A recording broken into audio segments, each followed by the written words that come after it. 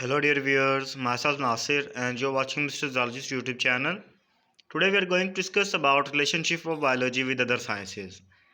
No branch of science can be singly used. There are some rules of some other branches which are also cooperate in different processes of that branches or involvement of these rules.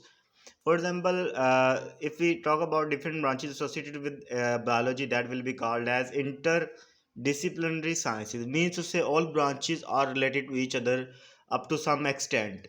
Biophysics, biochemistry, biomathematics or biometry, biogeography and bioeconomics. We are going to look upon all of these one by one. If we talk about biophysics, it deals with the study of principles of physics which are applicable to biological phenomena. Means to say the laws of physics which are used in living organisms, that will be called as biophysics. Bio means living, physics means rules or principles of physics which are applied in them. For example, there is similarity between the working principles of the liver in physics and limbs of animals in biology. Liver also moves ups and down as well as limbs in animals also moves ups and downs, as you can see in the diagram. Second one is biochemistry. It deals with the study of different compounds and processes occurring in living organisms. For example, the study of basic metabolism of photosynthesis and respiration involves the knowledge of chemistry. Means to say in photosynthesis light is captured and that light energy is converted into the chemical energy in the form of ATP, whereas respiration is a process in which this ATP produced is utilized for different various processes. So photosynthesis is directly involved in the Calvin cycle, whereas respiration is directly involved in the glycol acid Krebs cycle and ETC electron transport chain. In these chemical reactions, these chemical reactions occur in living organisms. Photosynthesis in the plants, as well respiration in both plants as well as other animals. Third one is biomathematics or biometry. It deals with the study of biological processes using mathematical techniques and tools. For example, to analyze the data gathered after the experimental work, the biologists have to apply the laws of or rules of the mathematics to give the information in the form of data.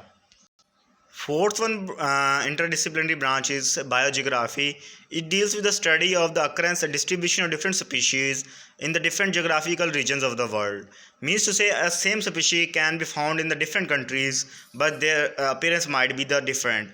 It applies the knowledge of the characteristics of the particular geographical regions to determine the characteristics of the living organisms found there.